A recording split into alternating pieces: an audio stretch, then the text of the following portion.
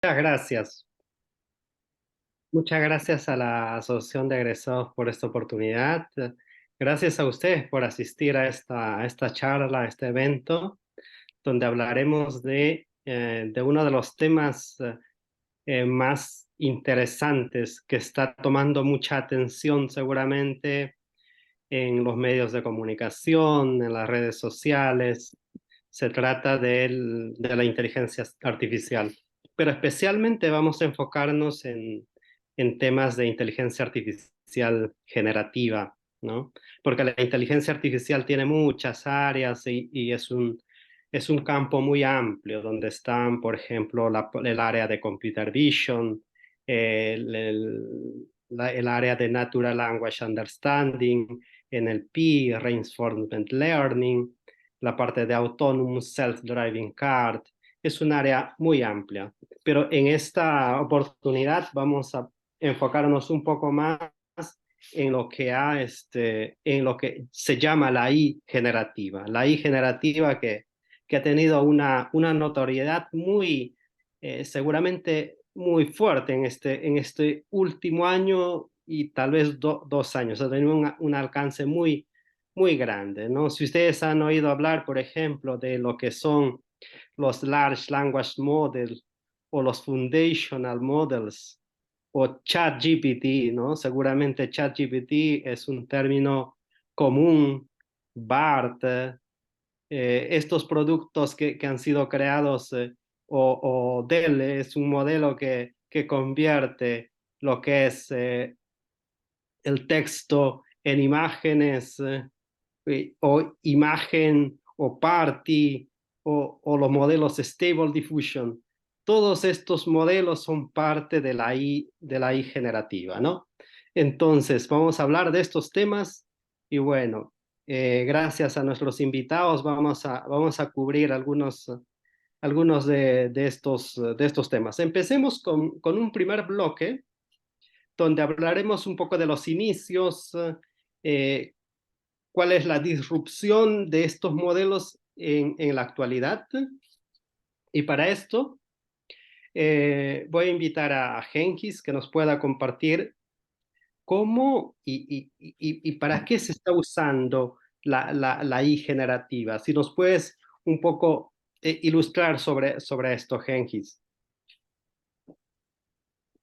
Sí, buenas tardes con todas y con todos. Efectivamente, la inteligencia artificial generativa eh, y es algo que ha venido eh, cada vez creciendo, sobre todo desde fines del año pasado, ¿no? Es que empezó a desplegarse con mucha fuerza con un servicio que digamos como ChatGPT, ¿no? Hay otros, ¿no? Como el DALL-E, el Midjourney.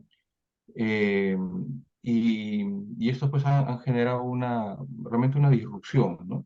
Porque de por sí la inteligencia artificial ya se está usando desde hace muchos años, ¿no? De repente desde el lado del usuario común, desde que usas el Waze, ¿no? Para buscar las rutas más óptimas, ¿no? O cuando ves Netflix y te muestra las películas que están relacionadas con los temas que te gustan, entonces o Spotify, entonces ya todas estas empresas usan inteligencia artificial, pero lo distinto, ¿no? De este uso, digamos, más estándar, más del lado, de repente, estadístico, ¿no? Es que esta nueva inteligencia artificial se caracteriza en poder crear contenido, ¿no? Y eso es lo que generalmente, lo que ha causado bastante impresión, ¿no? En el público en general. Y entonces los contextos en los cuales se puede usar son muy amplios, ¿no? O sea, está obviamente el impacto en la parte educativa, ya lo vamos a mencionar más. Es obvio que los alumnos quieren usarlo para poder generar contenido rápidamente en base a, de repente, trabajos que les dejan de investigación y obviamente hay pautas para poder usar esto porque definitivamente no se puede frenar la innovación. Si no, pues de repente en ingeniería hasta ahorita no estaríamos usando calculadoras, ¿no? Entonces, no se puede frenar la innovación. Entonces, el impacto en educación es esperar, pero también estamos viendo que lo usan, por ejemplo, en los chatbots, donde le introducen la inteligencia artificial generativa y ya se puede tener una conversación más natural. En el campo de la medicina, incluso la inteligencia artificial generativa se puede alimentar en base a una gran cantidad de reportes médicos y de información de salud y ya se han visto casos donde ha atinado, ¿no? De manera muy rápida con dar eh, respuesta a de repente posibles enfermedades que tenía un paciente, ¿no? A indicar cuáles eran sus síntomas, ¿no? Entonces, en el campo de lo que es la creación de video, de música, también es impresionante porque el ChatGPT es texto, ¿no? Más que nada, pero la inteligencia artificial generativa también te permite crear videos, audios, y en el caso de la Católica, hace poco ha habido el Festival de Cine, donde hubo toda una sección de unos talleres dedicados a lo que es experimentar con la inteligencia artificial generativa y usaron diversas herramientas para crear videos en un tiempo relativamente corto, ¿no? Que de repente de otra manera les hubiera resultado un tiempo mucho mayor, ¿no? De realización. Entonces, en ingeniería en general puede ayudar mucho pues a desarrollar mejores componentes a nivel de mecánica, mejorar modelos estadísticos, de repente para introduciendo datos, ¿no? Porque por la misma inteligencia generativa puede crear datos y esos datos pueden servir para probar, ¿no? También otros modelos. Eh, en fin, ¿no? Estamos todavía en un momento en el cual se sigue descubriendo mayores campos en los cuales se puede aplicar la inteligencia artificial generativa.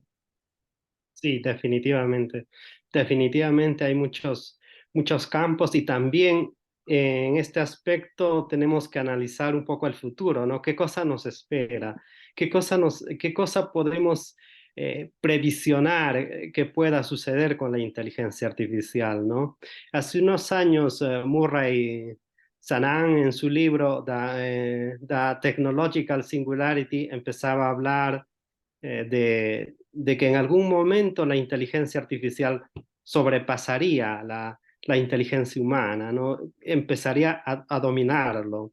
Entonces, empezamos un poco también a discutir de estos temas y analizar este impacto que ha tenido. Y respecto a esto, quisiera preguntar a Omar, quisiera que nos comparta ¿qué es lo que se espera en el futuro de estos avances disruptivos, de estos avances que están teniendo mucho impacto y sobre todo están creciendo a una velocidad increíble, ¿no? Yo en los últimos 2 años creo que he visto a la inteligencia artificial tener un avance pero muy notorio en estos 2 años. Imaginemos dentro de 10, 15, 20 años. ¿Qué es lo que nos espera, Omar, respecto a estos avances en inteligencia artificial, especialmente en la parte de AI generativa? Totalmente de acuerdo contigo, Florencio. Buenas tardes, buenos días, dependiendo en dónde se encuentren. Gracias también a Hengis por haber detallado tan claramente los conceptos fundamentales de la IA generativa. Gracias por la invitación y gracias a todos ustedes por su participación. Tu pregunta es muy concreta. ¿Cuál es el futuro de la IA generativa? Y el futuro quizás es muy brillante.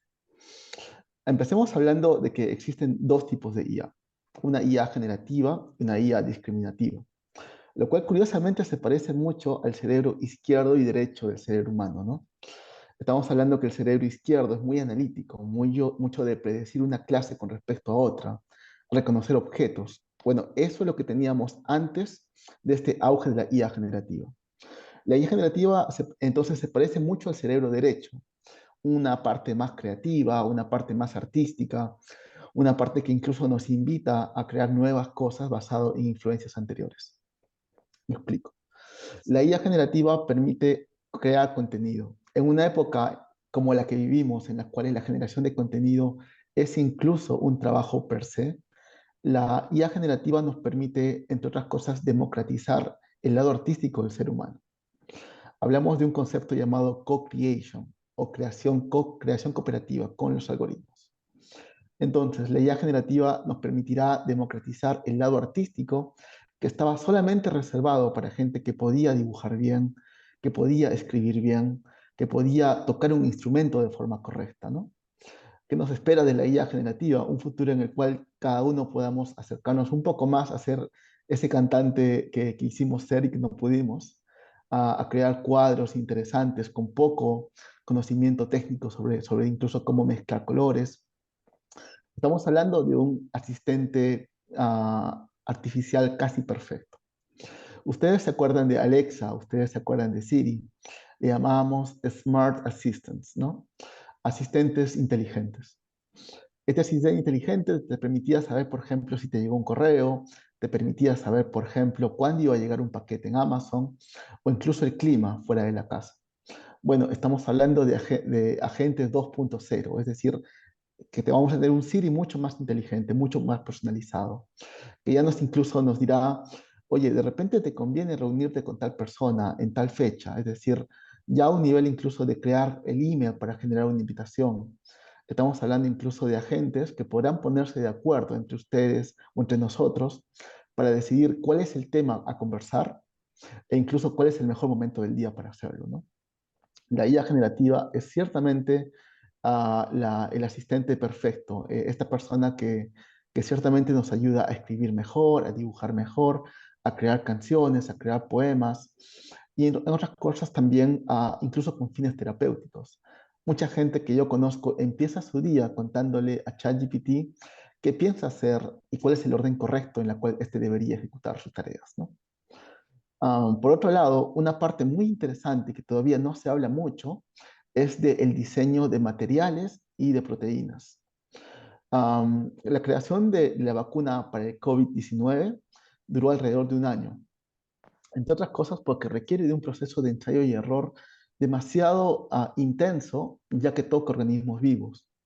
Si esto se simula usando IA generativa, se podrá descartar rápidamente qué combinaciones, qué proteínas, qué rotaciones entre proteínas no son las correctas para, digamos, identificar y neutralizar la presencia de una bacteria o un virus. Se podrá esto simular de una forma dinámica y generativa también.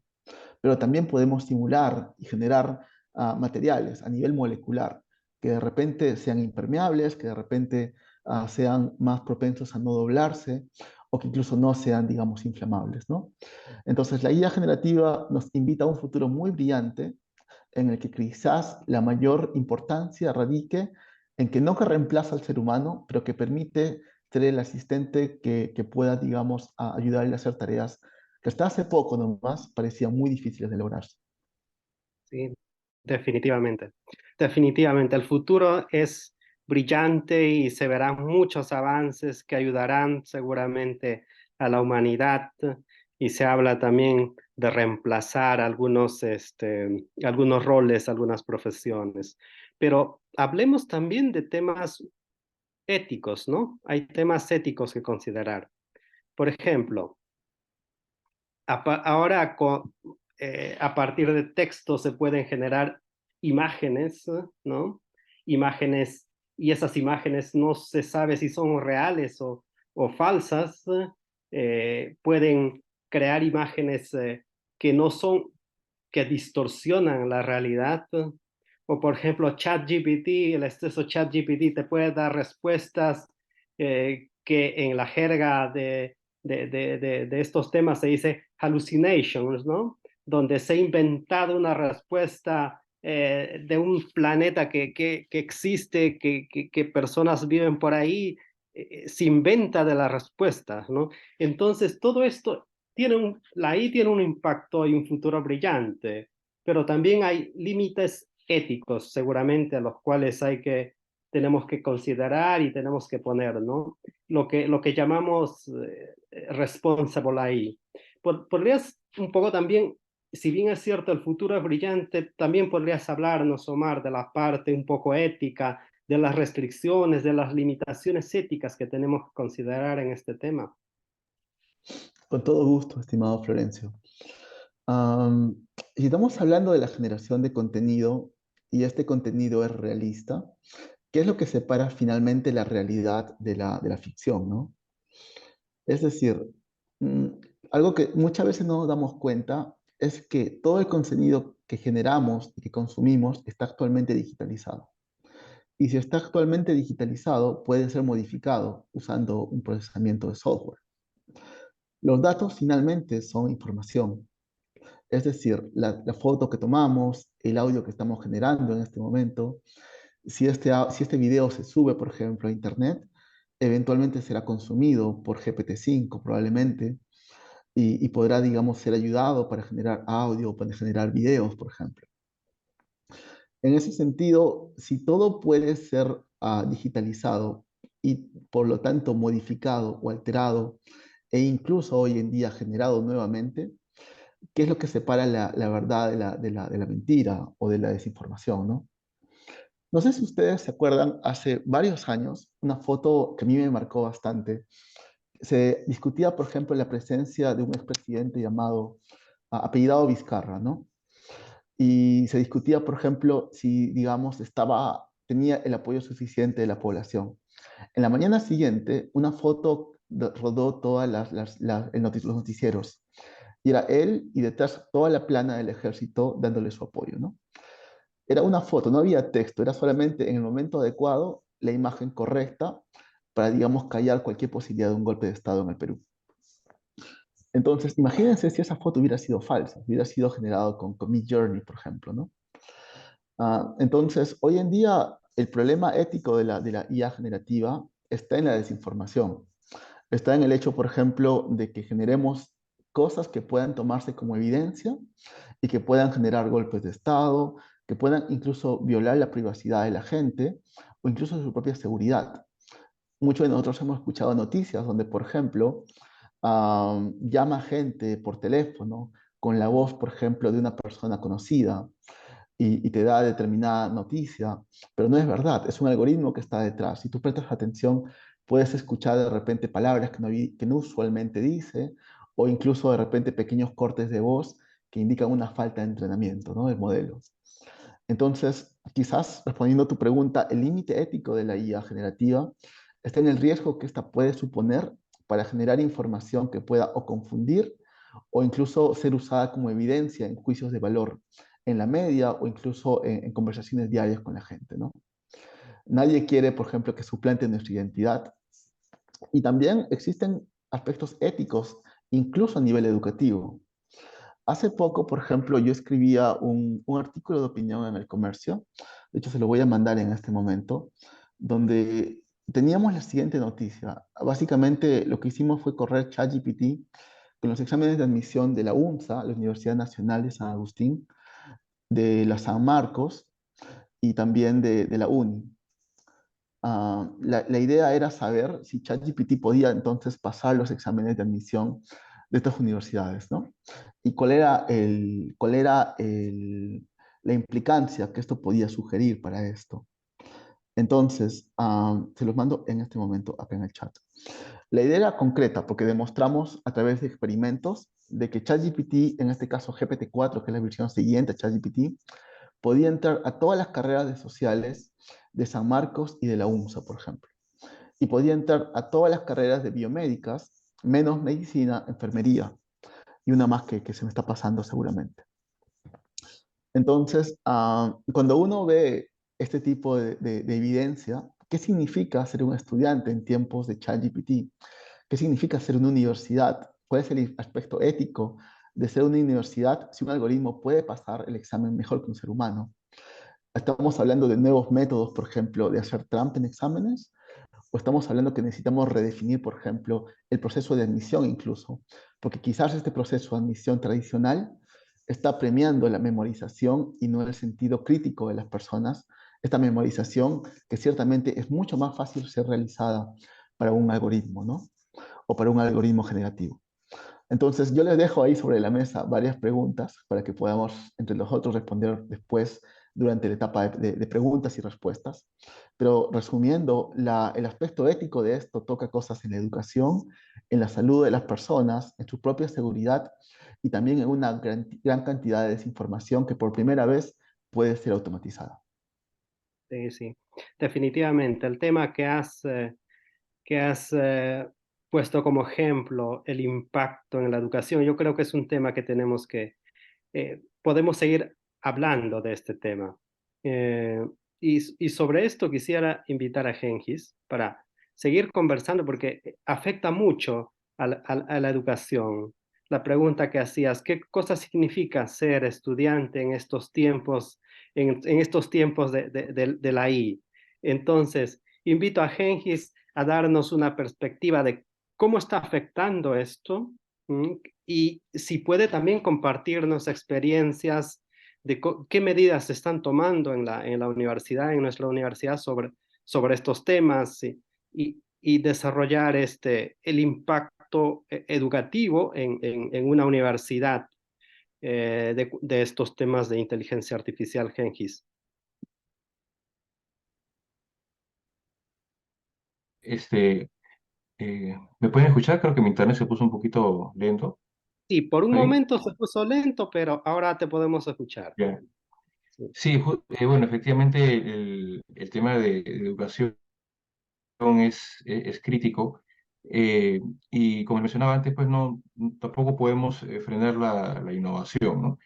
En este caso, creo que, por ejemplo, donde sí hay un gran impacto es en aquellos cursos donde de repente las tareas están basadas en el desarrollo de monografías.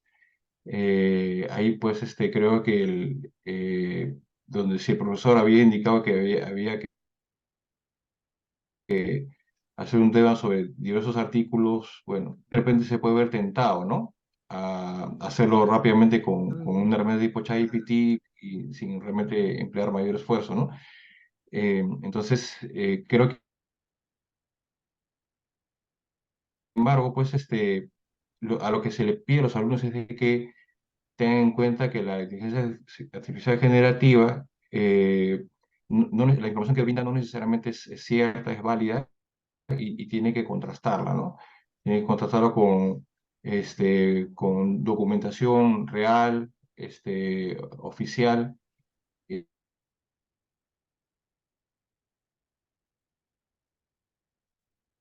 Eh, Sí, parece que Gengis ha tenido algún problema con la comunicación. Gengis, ¿nos logras escuchar? He apagado mi video, no sé si ahora Sí, se escucha mejor sí, mi ahora voz. te escuchamos mejor. Sí, por un momento creo que podría ser mejor si apagas el video y continuamos con la Ya. presentación, sí. Sí, sí, creo que mejor. Entonces, disculpas a la audiencia por el problema técnico. Les comentaba de que la inteligencia artificial generativa ya sabemos que puede brindar información que no necesariamente es real, a veces adolece pues, de lo que le llaman las alucinaciones, ¿no? Y puede crear texto eh, que parece que fuera veraz, pero realmente pues, es información que los alumnos tienen que validar, ¿no? Entonces, creo que ahí está, en todo caso, el reto, ¿no? De que los alumnos pueden usar este tipo de herramientas, pero tienen que ir de la mano de validar esta información. Eh, pero, por ejemplo, más allá de estos temas de validar información, ahí también destaco la capacidad que tiene la inteligencia artificial para tener diversos estilos de redacción, ¿no? Entonces, por ejemplo, el estudiante puede de repente él haber desarrollado su propio texto, monografía, de repente con una redacción muy buena, pero sí él lo hizo, y luego le puede entregar esa información, por ejemplo, a ChatGPT y decirle, por favor, redáctamelo como si fueras un profesional y le das cierta calidad, muy, muy buena, o sea, al menos cuando yo estaba viendo ejemplos, o sea, es impresionante cómo corrige, ¿no? el estilo, ¿no? El estilo del texto. Eh, y creo que eso de manera general, pues no solamente es para alumnos, ¿no? Sino también para profesionales que en sus labores del día a día, que de repente tiene que redactar cartas, ¿no? Entonces, esa parte es muy potente la herramienta, ¿no? El otro aspecto que también quería comentar era...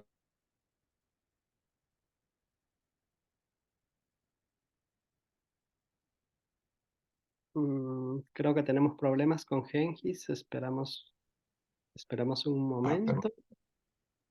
Es parte si de la ahí me pueden escuchar mejor. Sí, ahora te escuchamos, Gengis. Por un Sí, momento te perdimos, ahora te podemos escuchar.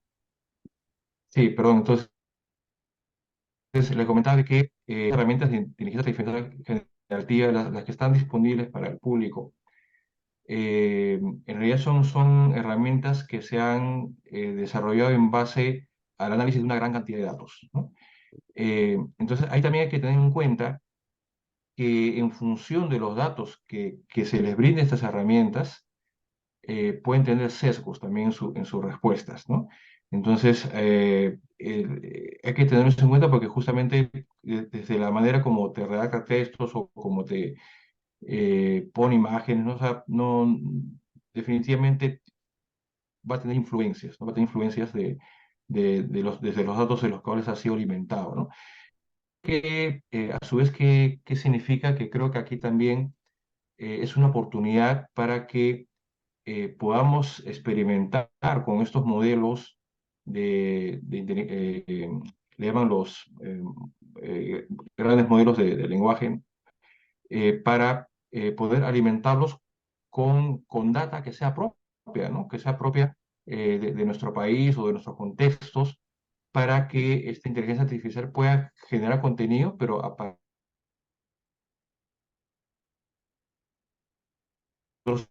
le hemos asignado y que creemos que son de valor, ¿no? Ujú. Sí. Tenemos nuevamente problemas con la comunicación con Gengis. Tal vez podamos continuar, esperar un momento, continuamos con el desarrollo de nuestro programa y retomamos la comunicación con Gengis. Entonces, sí, Gengis nos hablaba del impacto eh, de la I en educación, nos hablaba de las herramientas, cómo se pueden usar las herramientas para poder emplearlas en la educación. Hablando de estas herramientas, de estas formas de aprender, quisiera ahora enfocarme con Omar sobre ¿dónde podemos empezar a utilizar estas herramientas? Tenemos un montón ahora de startups. Hace un mes aproximadamente, Times ha publicado una lista de las personas más influentes en el mundo en AI, ¿no? En esa lista aparecían un montón de dueños de startups que están haciendo ahí, que están innovando, ¿no? Está Cohere, Hugging Face, LangChain, OpenAI, todas estas, em, estas empresas que están haciendo ahí. Entonces, Omar, ¿dónde podemos empezar? Por ejemplo, en Hugging Face, con 3 líneas de código, prácticamente pues podemos usar estas líneas, estos modelos, ¿no? No están tan lejos de nosotros. Entonces, en ese aspecto quisiera que nos puedas comentar un poco dónde podemos empezar a usarlo, ¿no? ¿Cómo podemos empezar a usarlo en nosotros, en la vida diaria y cómo podemos beneficiarnos? Entiendo que también estás en el programa de la creación de la estrategia nacional para nuestro país y si también puedes comentarnos de ese aspecto. Todo gusto, estimado Ferencio. Genghis también ha hecho un trabajo muy bueno describiendo, por ejemplo, la necesidad de herramientas y algunos problemas que estas herramientas tienen, por ejemplo, como las alucinaciones. Omar, disculpa, se te escucha un poco mal el audio. Sí. No está bien, se escucha como un reporte. Dame solamente un segundo, por favor. Y ahora sí está bien.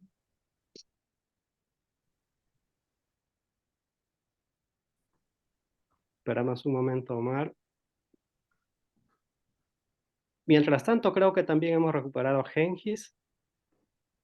Después, Sí, sí, que cambiar la atención. ok, perfecto. Después retomamos la conversación, Genghis.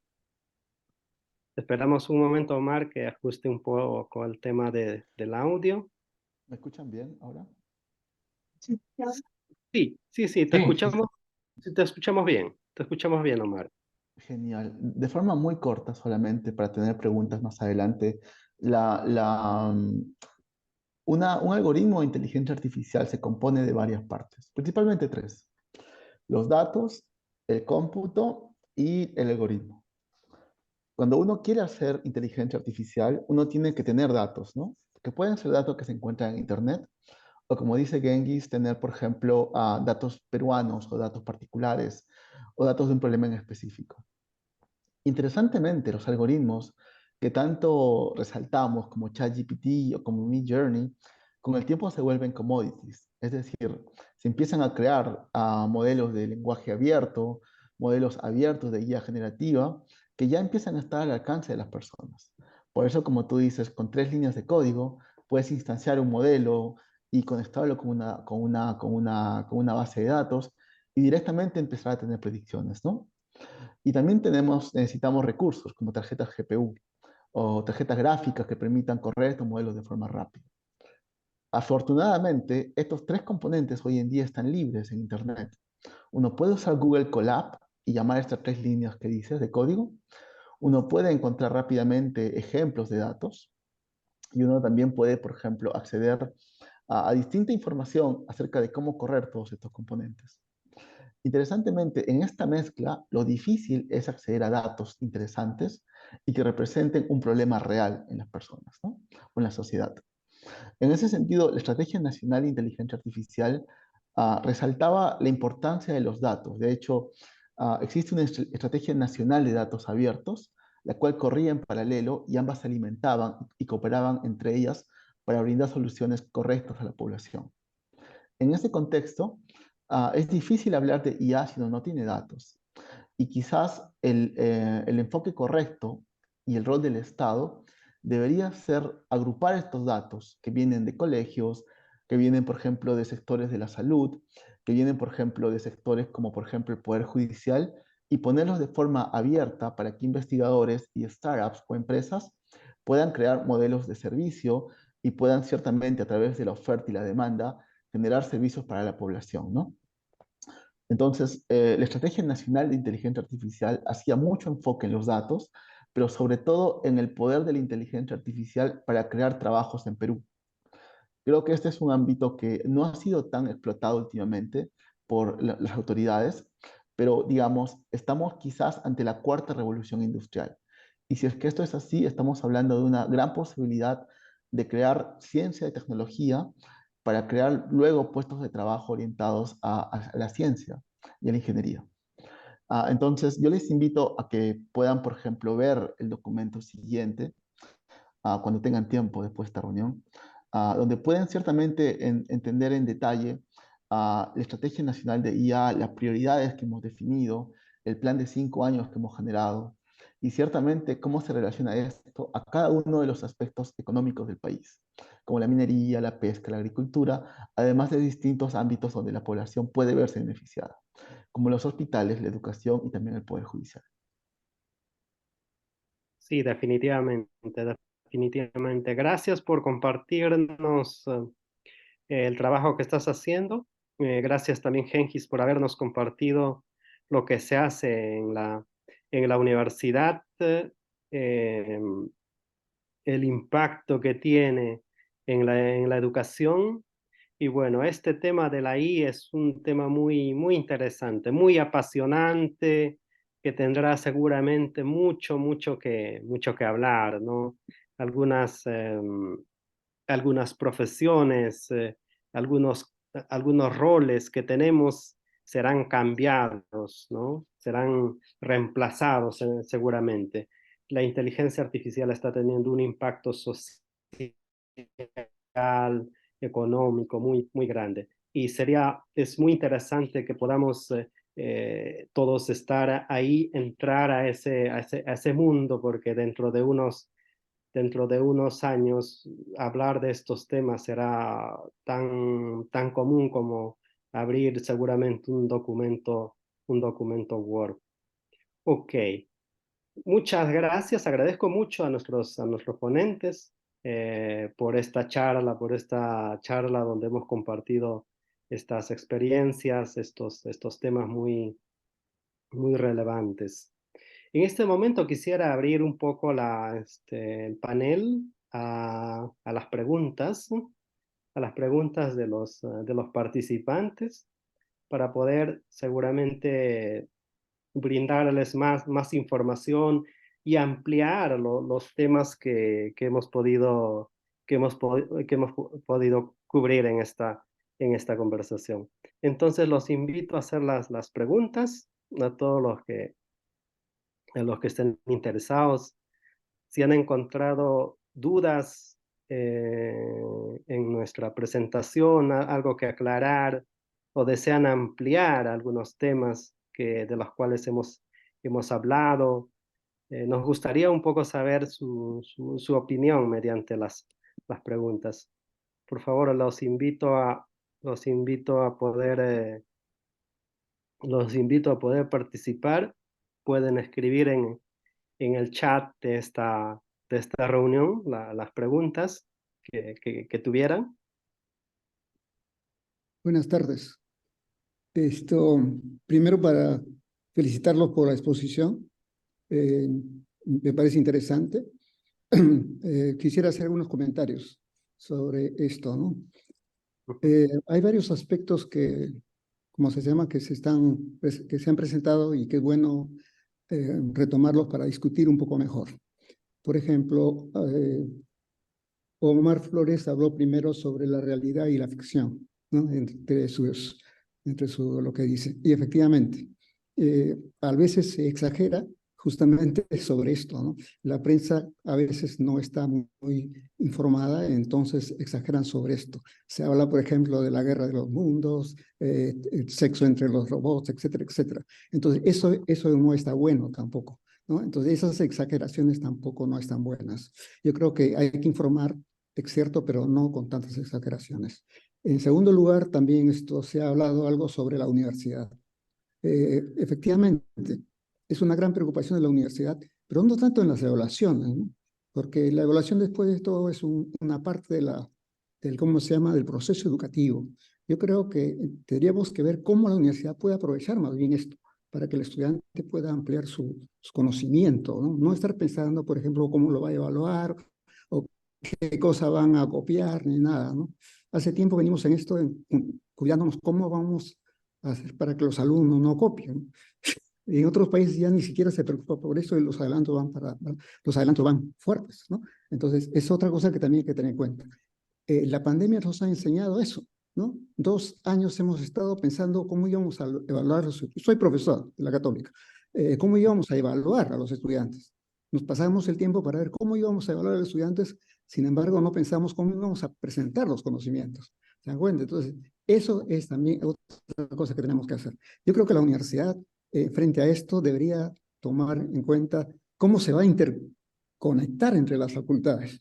Por ejemplo, la Facultad de Educación, de Letras, ¿cómo se llama?, de Literatura, necesitan, por ejemplo, por el lenguaje, por el avances en la tecnología sobre lenguajes.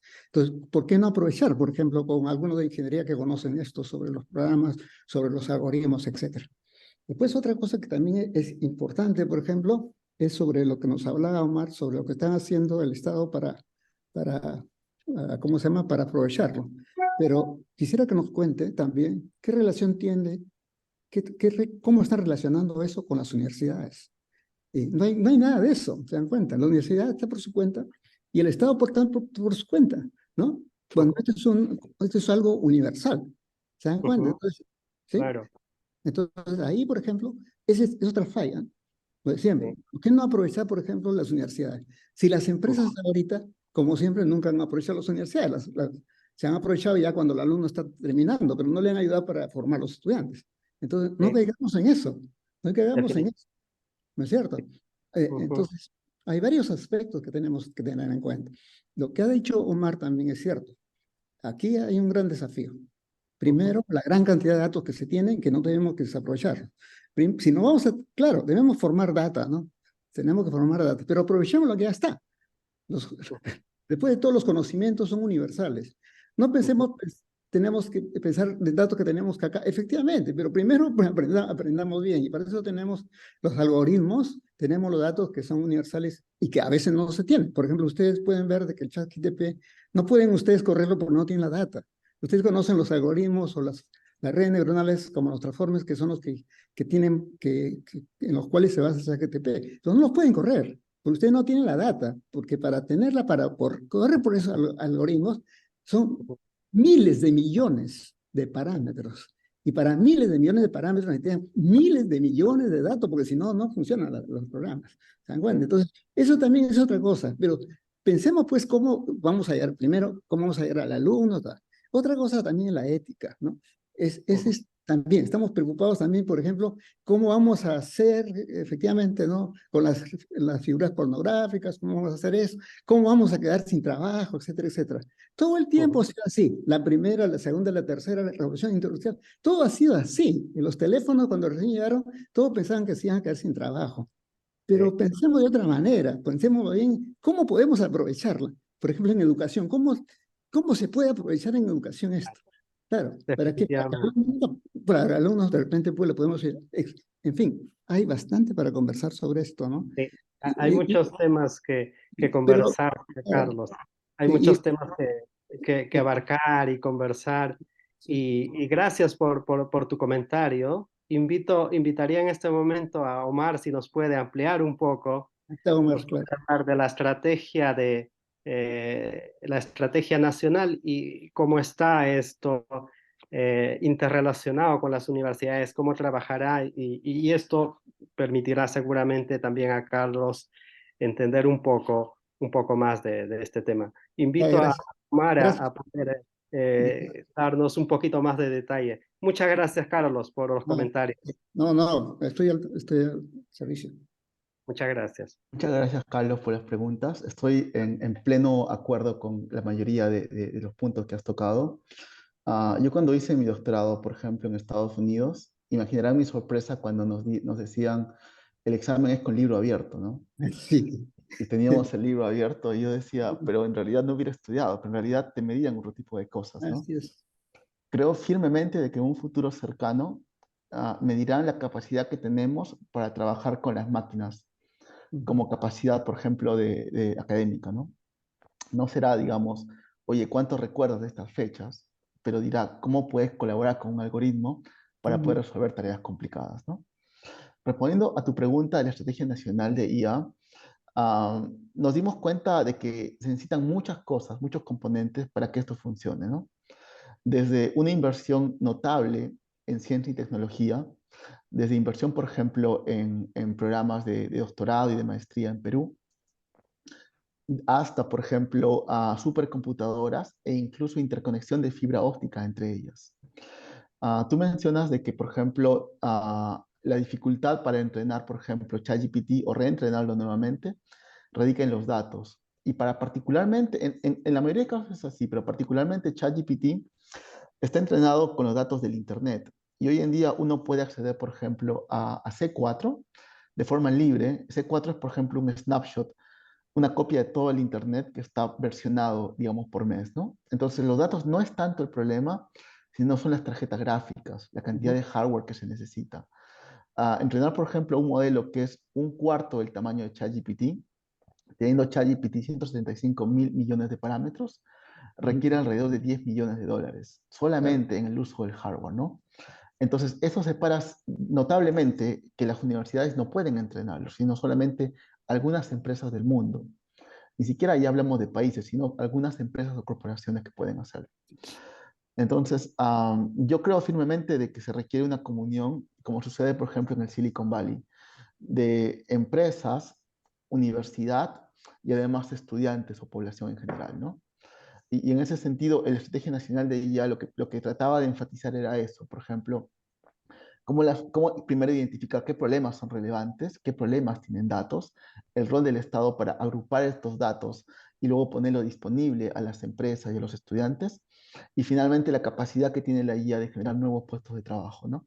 Teniendo en cuenta de que no existe suficiente hardware, entonces la necesidad de supercomputadores o la fibra óptica, e incluso alianzas con empresas para dar, por ejemplo, acceso a hardware, o en este caso a tarjetas de GPU o plataformas de IA, para que más estudiantes, tanto de primaria, secundaria y universidad, puedan entrenar modelos de IA, ¿no? Entonces, es una pregunta larga por una pregunta larga, pero estoy de acuerdo contigo que es un tema muy amplio y que de forma contenta podríamos hablar en otra oportunidad. Ujú. Sí, definitivamente. Hay Gracias. muchas gracias a ambos, muchas gracias Carlos, muchas gracias Omar. Vamos a continuar con tengo un montón de preguntas y quisiera tratar de cubrir la mayor cantidad. Hay una pregunta que nos están haciendo, nos dicen, ¿cómo podemos mitigar los efectos de la I en la educación? Mm. ¿Cómo orientar a los educadores? Sobre este tema quisiera Ponme el invitar audio. a Engis, Ponme el audio. si nos podría, por favor, ilustrar un poco con este tema. ¿Cómo podríamos hacer para mitigar los efectos negativos de la I en la educación universitaria, en general, en la educación? Si nos podrías un poco ayudar con esta respuesta, Gengis. Un segundo, por favor, antes de que Gigis empiece, comentarles a los que están aquí como asistentes al webinar que todas las preguntas son por chat. Por favor, no activen sus micros para poder respetar el orden. Muchas gracias. Ahora sí, Gigis continúa. Disculpe la interrupción. Gracias, Sí, muchas sin gracias. problema. Sí, bueno, ahí me hace recordar también esta, esta frase de Spider-Man, ¿no? Que decía, con un gran poder implica una gran responsabilidad. Y ciertamente la inteligencia artificial generativa es un gran poder que, que le estamos dando en el caso de alumnos que están en el colegio, ¿no? Este, la, que puedan usarlo, ¿no? De manera negativa, ¿no? Creo que hace relativamente poco tiempo vimos el caso de un colegio en Chorrillos, donde alumnos usaron inteligencia artificial generativa para crear videos del tipo deepfake, ¿no? Donde manipularon imágenes, ¿no? de compañeras para generar otro tipo de videos con contenido, pues, eh, bueno, que obviamente iba fuera de lo legal. Entonces, ahí hay el tema ético. El tema ético es muy importante tenerlo en cuenta desde el colegio, también y en la universidad debería también introducirse eh, todo este manejo ético de la inteligencia artificial generativa, también desde lo que son los derechos de autor. eh, y también creo que esto, yendo más allá, impacta también en qué pasa con la ciberdelincuencia, ¿no? Que también empieza a usar la inteligencia artificial generativa para hacer suplantaciones de personas. Hay mucha gente que, por ejemplo, que por WhatsApp pasa audios, ¿no? Con la inteligencia artificial generativa, esos audios se pueden procesar para empezar luego a generar audios como si fueran de esa persona. Ya los toma como esa fuente y el delincuente puede hacer suplantación. Entonces, hay que ver también cómo esto impacta en el tema legal, ¿no? Para lo que es también luchar contra la ciberdelincuencia, el mal uso que se le pueda dar. Y creo que aquí esto es un tema que abarca no solamente pues, a los técnicos científicos, sino también en general en todas las áreas. Por ejemplo, pueden ser casos de estudio en la parte de derecho, ¿no? O sea, comenzar a investigar cómo esto impacta en las leyes. Creo que es un trabajo conjunto muy amplio. En realidad es un tema disruptivo y que implica la colaboración de diversas áreas, ¿no? Ujú, ujú. Sí, definitivamente. Definitivamente. Gracias por la respuesta, Gengis. Quisiera pasar a otra pregunta. Hay una pregunta muy interesante y esto me hace acordar a que hace unos meses Una persona que conozco, que es un abogado, me preguntaba, ¿tú crees que en nuestra carrera el derecho se ha reemplazado por estos temas de inteligencia artificial? Bueno, la pregunta viene con este tema. Nos dicen, ¿cuál es la implicancia laboral del uso de la inteligencia artificial en las carreras de letras? ¿Cabe la posibilidad, por ejemplo, de que haya un cierre, una reducción del mercado para estas carreras?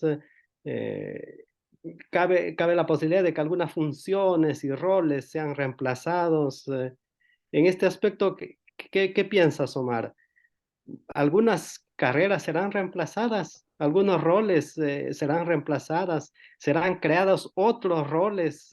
¿Qué piensas de este aspecto? Es una pregunta que se puede responder de diversos tipos de vista. Yo escogería el que mencionaba Carlos, por ejemplo, al inicio, de que esto es simplemente otra revolución industrial, ¿no?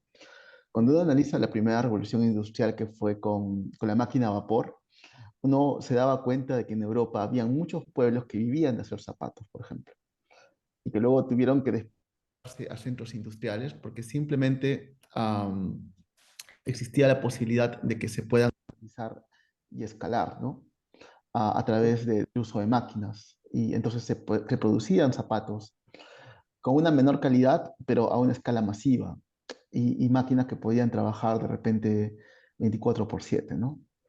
La pregunta es, ¿cómo esto puede impactar a carreras de letras? Y es interesantemente el caso de que la mayor cantidad de datos que se usan para entrenar, por ejemplo, ChatGPT, vienen de páginas web de periodistas o, por ejemplo, de periódicos, ¿no?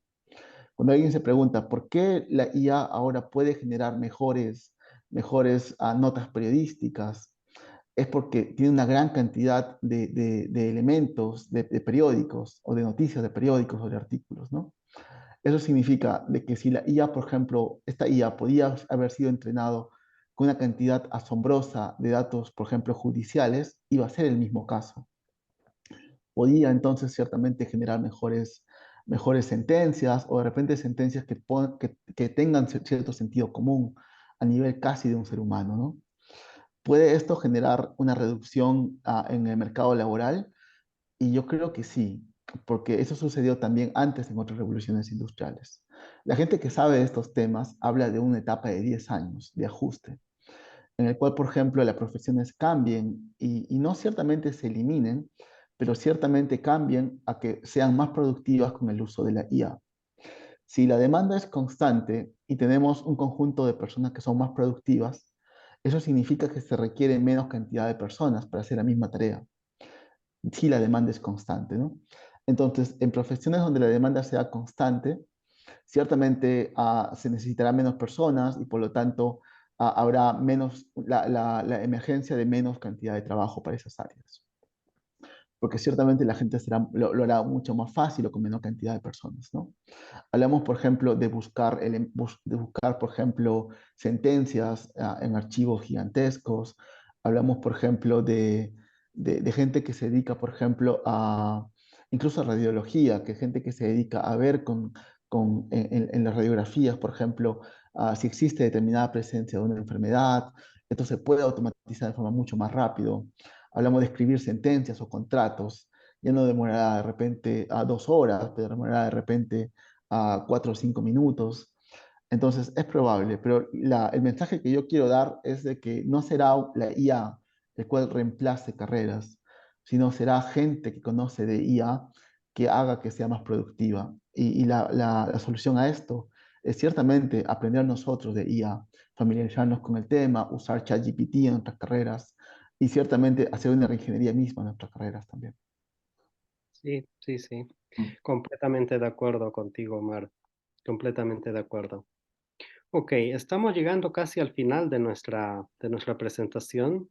Espero que les haya gustado, espero que les haya servido sobre todo y también abierto un poco al interés en estos temas, que es muy, muy interesante y en un futuro próximo, muy próximo, tendrán seguramente mucha más notoriedad, ¿no? Agradezco mucho a nuestros invitados, agradezco a Omar por su tiempo, agradezco a Gengis por habernos brindado sus conocimientos y sus experiencias respecto a temas de inteligencia artificial.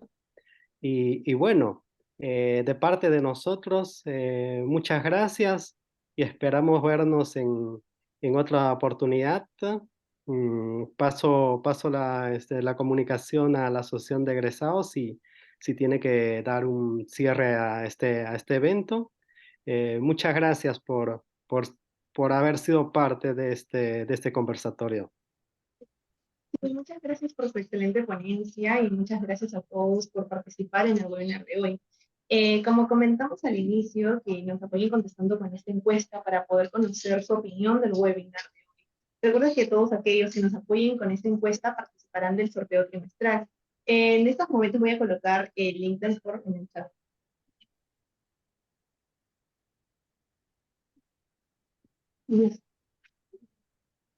Y está también el QR para que lo puedan escanear.